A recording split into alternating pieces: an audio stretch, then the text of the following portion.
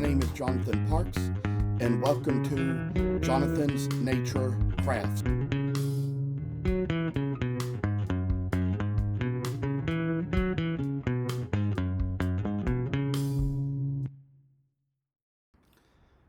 I must inform you that I do not live in this house by myself, but live here with other people.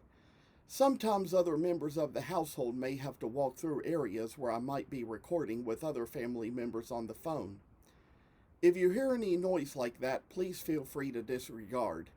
We are doing our best to get noise-canceling equipment, which may at least keep you from hearing exactly what is being said. Thank you for considering. Well, I'd like to mention that since recording that last video, I finally got it uploaded and currently just working on this one as well. And I'll tell you all that the last time around when we were doing those, we didn't have much time to get around to doing the skirt of this little Santa, the one from African mahogany. So this is just a little moment we can kind of get around to taking care of that.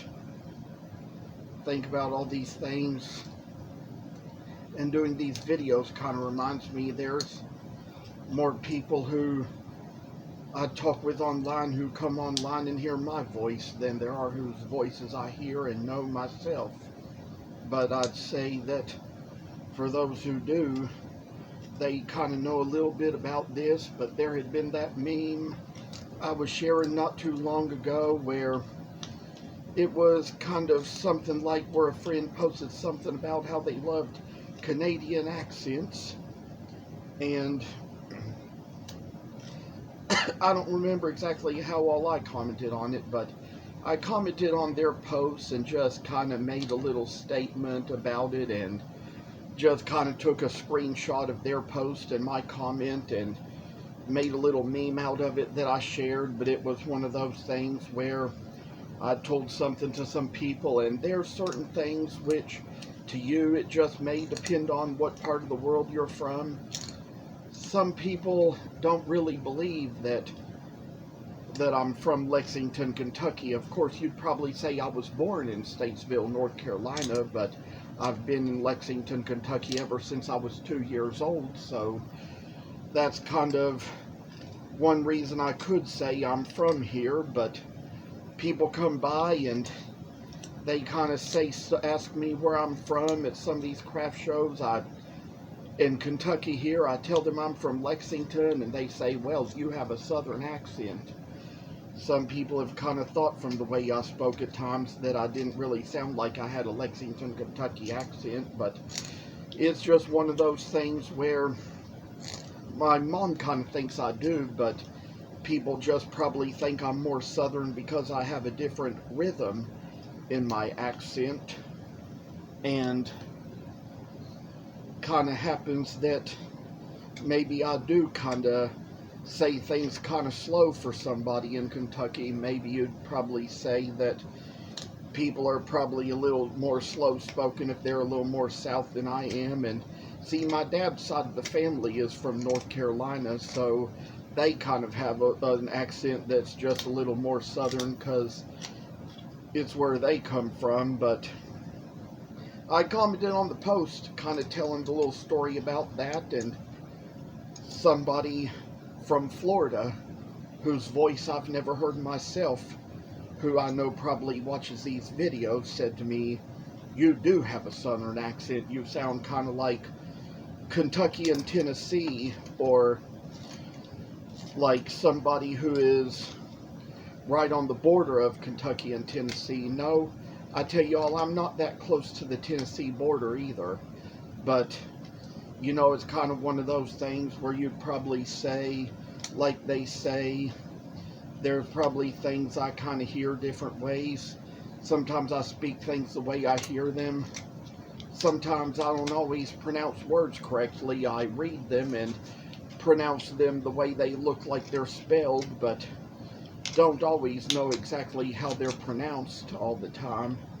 That might be another reason why my vowels might sound a little stretched, because people who are more southern do that. But one thing my mama told me was that she says if you ever kind of went to up to Michigan and spoke, they would think you had a southern accent, because to them Kentucky is southern from what I hear, and their accents are probably like a little thicker and deeper because of where they are. Like, I know for one thing from what I read that Abraham Lincoln was born in Kentucky but spent most of his life in Illinois. And I read in a book that in his accent, it was oftentimes that get, G-E-T, was pronounced git, like G-I-T, and there in his accent was thar.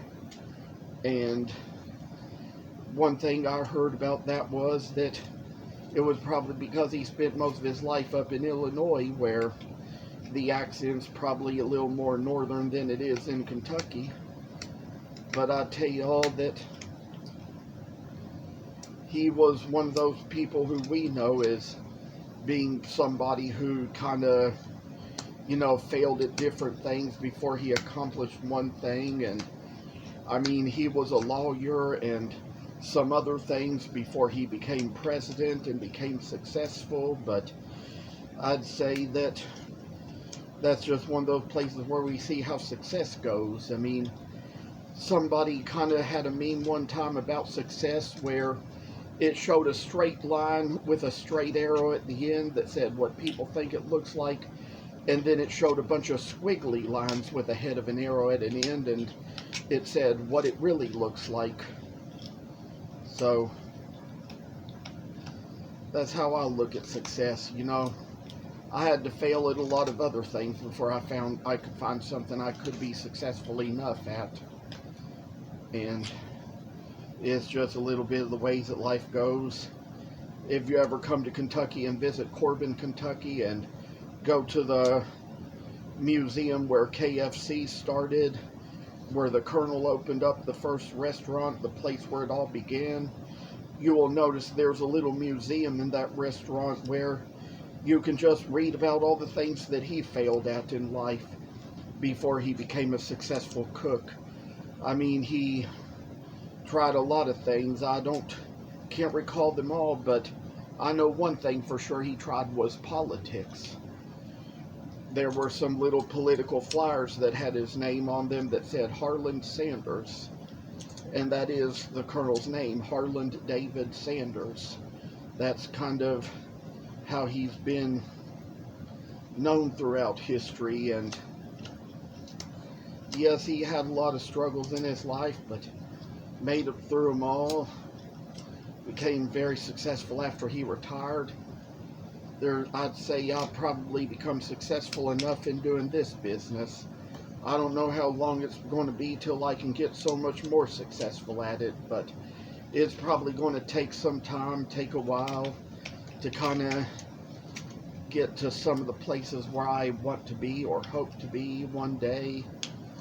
And I'd say with a little bit of carving too, that's one of the places where the little work comes in. I think sometimes that when my little niece Gwenny sees the little Gwenny pets, it's going to be kind of a new adventure to her, knowing that her Uncle Jonathan kind of named a little something after her. I mean, right now I'd say she doesn't know me well. She probably will when she gets a little older, though. She might be a little bit easier to handle, a little easier to tame when she's a little older. But, she kind of requires somebody's eye on her all the time because she's still very small. She's only 4 years old. I was at a show one time where I was showing off my wood carvings and showing off my little stuffed animals made from jeans, the little Gwenny pets, and somebody saw that was my niece, and they asked me, does your niece do any wood carving too? I said, no, she's a little too small. She's only 4. And they said, well, yes, that is kind of small. I say that this is just a place where we come along here get a little step or two made into this little place and do some awesome work just to grind right in, get a little more taken off the skirt here as we need, and save for little old Santa Claus is just kind of the thing. Like, you know, one of the first ones of these I ever made out of basswood and painted blue. My mom has it up in the window of the kitchen. So I always just kind of like the different woods, different colors, different natural woods, and would say I just got all these ideas when I first started carving, with seeing all this cherry and walnut out in places, and thought, oh, those would just be some beautiful woods to kind of make these out of, and use a little mahogany as well. And I'd say, of all things, you know, it kind of comes down to a little price we pay for our work, but it's okay, because I'd say around Christmas time and October, November, and December is usually the time when all these little Santa figures always sold the best. And there's been this one lady I know who's always been buying those Santa figures from me, and she has a whole collection of different Santas made by different people, but the very start of her collection was the one that I made, that she bought from me.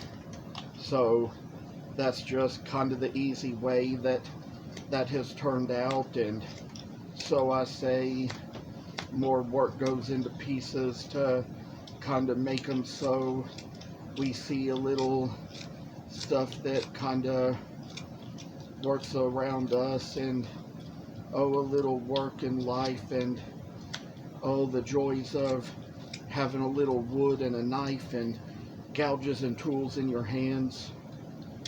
That's what some people say is their enjoyment.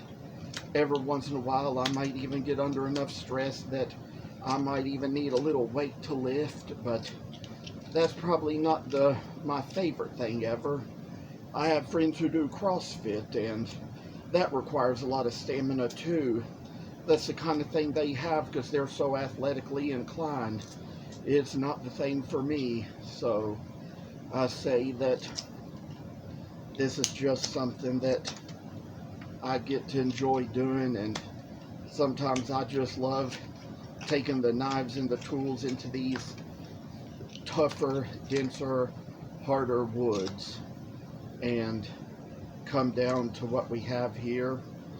We have a little African mahogany skirt of a Santa.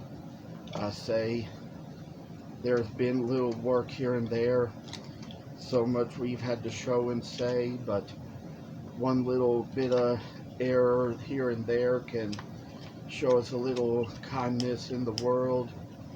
I say that there's going to come a time we're going to get all this out and get it all done and see how a little happy little Santa can look.